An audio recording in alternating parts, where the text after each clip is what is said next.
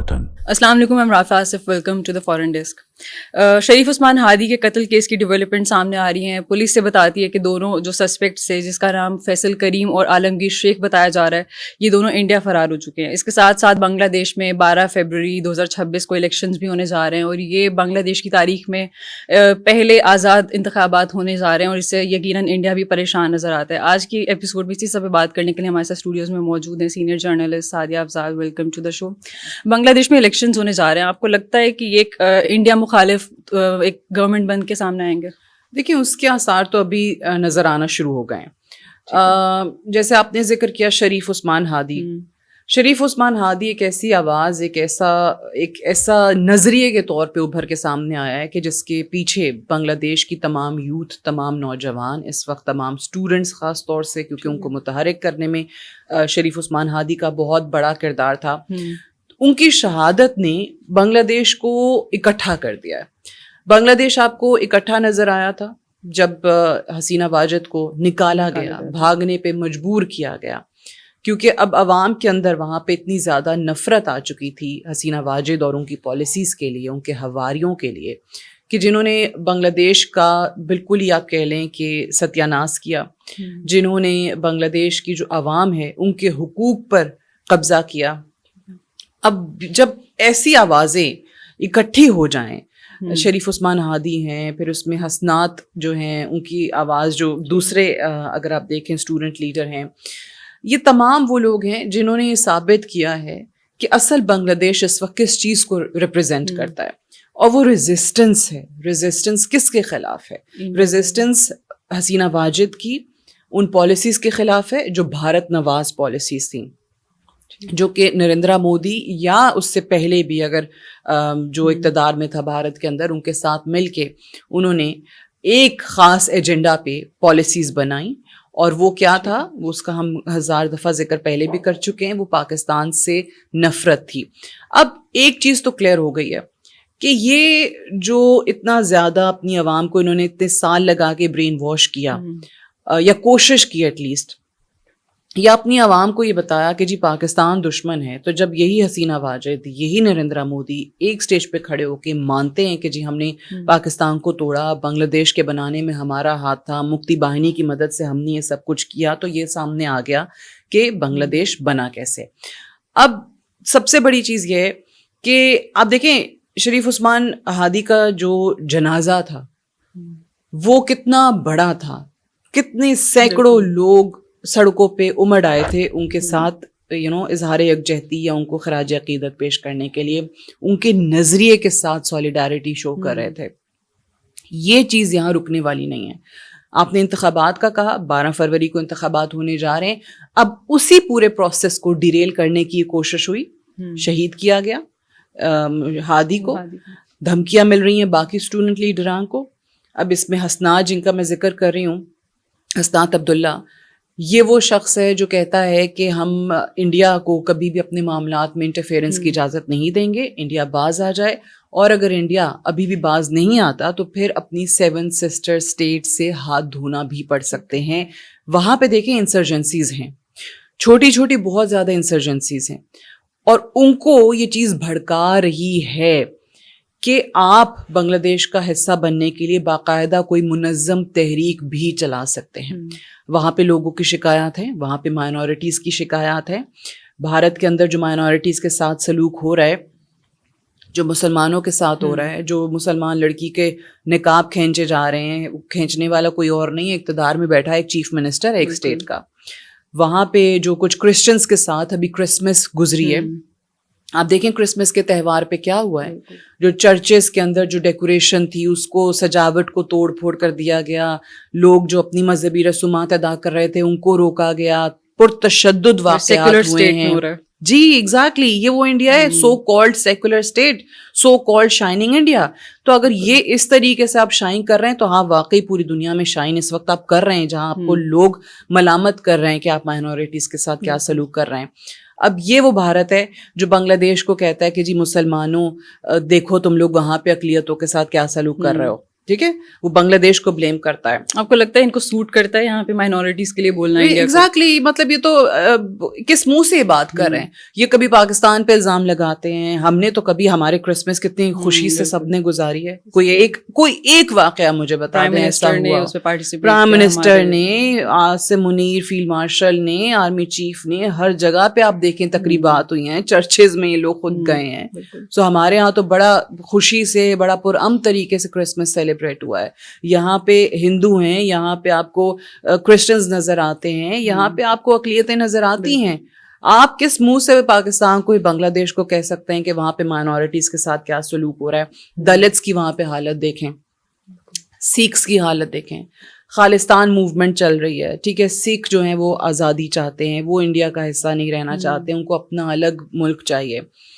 اچھا, یہیں پہ بات ختم نہیں ہوتی. اب یہی جو دیکھیں خالستان موومنٹ کے لیے مختلف گروپس کام کر رہے ہیں. اب اس میں سے ایک سیکس فار جسٹس ہے, ان کے سیکریٹری جنرل ہیں گرپتونت سنگھ پنو. انہوں نے پچھلے دنوں آپ نے دیکھا ہوگا کہ کیا پیغام دیا, اور اسی چیز پہ دیا کہ وہاں پہ جو کرسچنس کے ساتھ, ہمارے مسیحی بھائیوں کے ساتھ سلوک ہوا ہے, تو اس کے بعد انہوں نے سجیسٹ کیا کہ جی یہ نارتھ ایسٹ کے اندر ٹرمپ لینڈ جو ہے نا, اس کے نام سے ایک کرسچنس کے لیے الگ ملک ہونا چاہیے, ان کی اپنی ایک آواز ہونی چاہیے, شناخت ہونی چاہیے. اب وائی ٹرمپ لینڈ, وہ بھی بڑی انٹرسٹنگ کہانی ہے. ٹرمپ لینڈ, انہوں نے کہا کہ جی پریزیڈنٹ ٹرمپ جو ہے نا وہ اس وقت مائنورٹیز کے حقوق کے لیے, ان کے تحفظ کے لیے بہت آواز بلند کر رہے ہیں. تو ان کو نظر آنا چاہیے کہ کرسچنس کے ساتھ انڈیا میں کیا سلوک ہو رہا ہے. نارتھ ایسٹ میں ایک ایسا ملک بناتے ہیں جس کا نام جو ہے وہ پریزیڈنٹ ٹرمپ کے نام سے منسوب ہوگا, تو اس کا نام ہی انہوں نے ٹرمپ لینڈ سجیسٹ کیا. نا دس از جسٹ اے سجیشن, ہوتا ہے نہیں ہوتا وہ تو اوبیسلی بات کی بات ہے, اور وہ اگر ایسی چیز کا ہونا تو وہاں کے عوام پہ ہی ڈپینڈ کرتا ہے. جب تک عوام نہ اٹھیں, جب تک عوام آواز بلند نہ کریں, تب تک کسی اور کی تجاویز دینے سے کوئی فرق نہیں پڑتا ہے. یہی چیز آپ کو بنگلہ دیش نے سکھائی ہے کہ بہت آوازیں اٹھتی تھی بنگلہ دیش کے حوالے سے, بڑی بات ہوتی تھی. بنگلہ دیش کو بھارت کی سیٹلائٹ اسٹیٹ تک کہا جانے لگا تھا, کوئی فرق نہیں پڑا. لیکن جب آواز اٹھی عوام کی, جب عوام سڑکوں پہ آئی, وہ بیداری جو ہے وہ عوام کے اندر آئی, تو پھر ہم نے دیکھا کیسے حسینہ واجد کو وہاں سے بھاگنا پڑا. صحیح. اب دیکھیں, الیکشنز کو ڈسٹرپٹ کرنے کی پوری کوشش کریں گے, یہی واقعات ہوں گے. اب ایک تو وہ جھوٹے منہ وہاں پہ جی ان کا جو وزراء ہیں دفتر خارجہ ہیں ان کا, وہ کہ ہم بالکل چاہتے ہیں پرامن انتخابات ہو جائیں بنگلہ دیش کے اندر. یہ بالکل نہیں چاہتے ہیں. ان کے حوالے سے تو ثبوت ہیں جو آپ نے کہا کہ وہ دونوں سسپیکٹ جو ہادی کے قتل میں ملوث ہیں وہ کہاں گئے؟ انڈیا.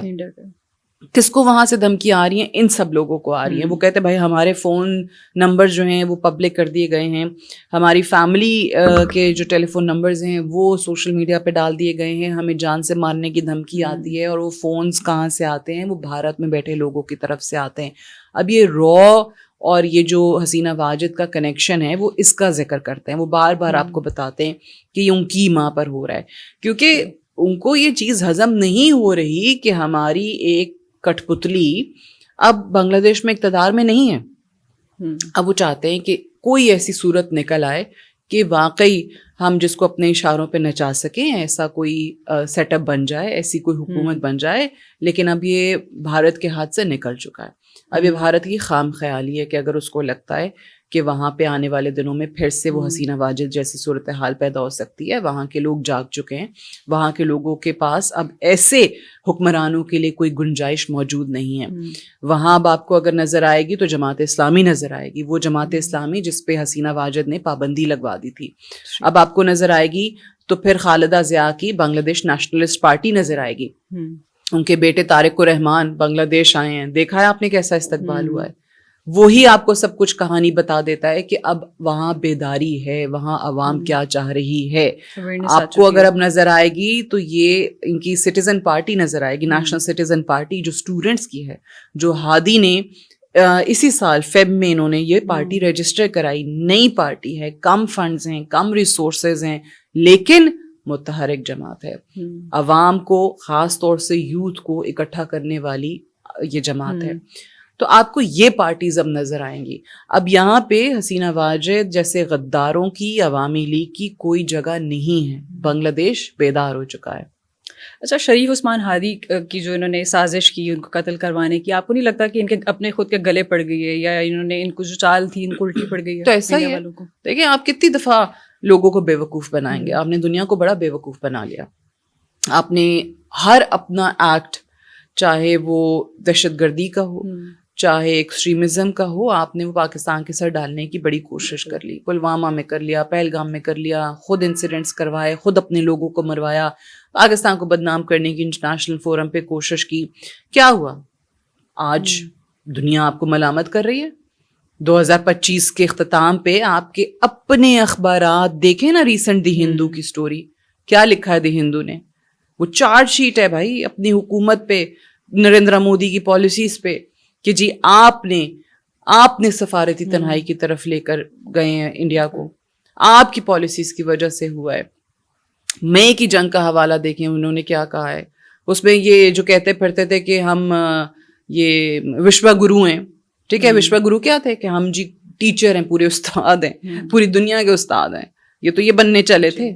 تو آپ کو آخر میں وہ دا ہندو، آپ کا اپنا اخبار کیا بتاتا ہے کہ وشوا گرو نہیں، آپ اب تیزی سے وشوا وکٹم کی طرف جا رہے ہیں. کون ہوتا ہے وشوا وکٹم؟ جس کے اپنے بہت زیادہ پرابلمس ہیں، انٹرنل اسٹرگلس بہت زیادہ ہیں، اپنے زیادہ ایشوز ہیں. تو آپ کس منہ سے دوسرے ملک کی کسی کی بات کر سکتے ہیں؟ آپ اس قابل ہی نہیں رہے. آپ نے جو کچھ کیا ہے وہ خود، اب آپ کے وہ کسی کے لیے کہتے ہیں نا گڑھا کھودو تو آپ خود اس میں گرتے ہیں. آپ نے بہت گڑھے کھود لیے، آپ نے بہت گڑھے کھود لیے بنگلہ دیش کے لیے، پاکستان کے لیے، دیگر ممالک کے لیے. اب آپ کا وقت ہے. اب آپ جو ہیں وہ ایکسپوز ہو چکے ہیں برے طریقے سے. بنگلہ دیش کی اگین جو آپ کہہ رہی ہیں کہ اب ان کو خود سمجھ میں نہیں آ رہا ہے کہ اب اس سچویشن سے ہم کیسے ہینڈل کریں. دیکھیں ایکسپیکٹ نہیں کر رہے تھے کہ عوام بالکل. دیکھیں انڈیا کیا کہتا ہے کہ ہم سب سے بڑا ملک ہیں ریجن کا، یہی ان کا کلیم ہے. سیکولر انڈیا تو کہیں سے نہیں ہے، شائننگ انڈیا تو کہیں سے نہیں ہے، آتما نربھر انڈیا تو وہ کہیں سے نہیں ہے. تو مجھے یہ بتائیں کہ یہ سارے دعوے آپ کے دھرے کے دھرے رہ گئے. آپ کا اتنا زوم جو تھا وہ سارا ٹوٹ گیا، وہ ملیاں میٹ ہو گیا. اگر آپ واقعی اتنا بڑا ملک ہوتے تو پھر آپ رسپانسبلٹی دکھاتے، پھر آپ باقی اپنے ریجن کے دیگر ممالک کو ساتھ لے کر چلتے. دیکھیں انڈیا کا ایک پرابلم ہے. انڈیا چاہتا ہے کہ نا ہم باقی تمام ممالک جو خطے کے ہیں نا، ہم ان کا استاد بن کے ان کو لیکچر دیں، ہم ان پہ رول کریں، ہم ڈومینیٹ کریں، ہم لیڈ کریں. انڈیا نے نا کو ایگزسٹ کرنا نہیں سیکھا کہ آپ دیگر ممالک کے ساتھ کیسے امن سے، خوشحالی سے رہ سکتے ہیں. آپ نے جتنی آرگنائزیشنز بھی تھیں ریجن کی، آپ نے ان کو بھی ڈومینیٹ کرنا چاہا. آپ نے ان کو بھی کہیں نہ کہیں ایسا بنا دیا کہ this is an Indian led organization. سار کی میں ہمیشہ مثال اس پہ دیتی ہوں. تو یہ وہ چیزیں ہیں جو آپ کو لانگ ٹرم میں کہیں بھی سپورٹ نہیں کرتی ہیں. وہ ایک حد تک ٹیمپریریلی آپ کی فیور میں جا سکتی ہیں اور آپ کو بڑا اس پہ خوشی ہوتی ہوگی، دیکھیں جی ہماری پالیسیز ایسی ہیں، we are dominating now and we are the biggest country in the region. No it's not true. آپ کی اوقات تو پاکستان نے آپ کو مئی میں دکھا دی تھی کہ آپ پاکستان کا مقابلہ کرنے کے قابل نہیں ہیں. آپ کہاں کس منہ سے چائنا کی بات کرتے ہیں؟ تو چائنا کا مقابلہ کرنے پہ جتنا یو ایس نے انویسٹ کیا بھارت کے اندر، ان کو تو سمجھ آ گئی کہ بھائی ہم تو غلط گھوڑے پہ یہ شرط بیٹ لگا کے بیٹھے ہوئے تھے. ان کو سمجھ آ گئی کہ یہ کہاں سے چائنا کا مقابلہ کرے گا. ان کے پاس کی طاقت نہیں ہے. ان کے ایئر چیف کی حالت دیکھیں، ان کے آرمی چیف کی حالت دیکھیں. وہ لوگ جو ہے نا خود اب ان کو ایکسپوز کر رہے ہیں. آ کے آرمی چیف آ کے بولتا ہے کہ جناب ہمارے تو پروجیکٹس اور جو ہم سے وعدے کیے جاتے ہیں نا، وہ جو ٹائم لائن ہمیں دی جاتی ہے اس پہ پروجیکٹس ہمیں ڈیلیوری نہیں ہوتے ہیں. تو یہ ہے بھائی آپ کا آتما نربھر.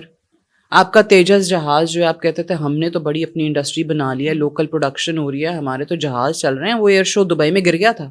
وہ بیچارہ پائلٹ، اس کی تو کوئی غلطی نہیں نا، اس پہ تو ہم افسوس ہی کریں گے. وہ تو بیچارہ ایک انوسینٹ آدمی تھا، مارا گیا.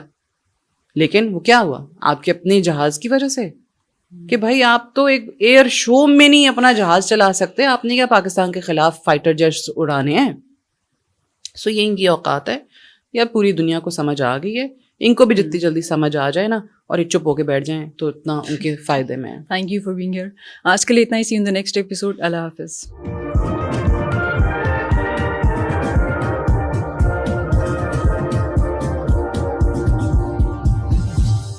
You are watching Apna Watan.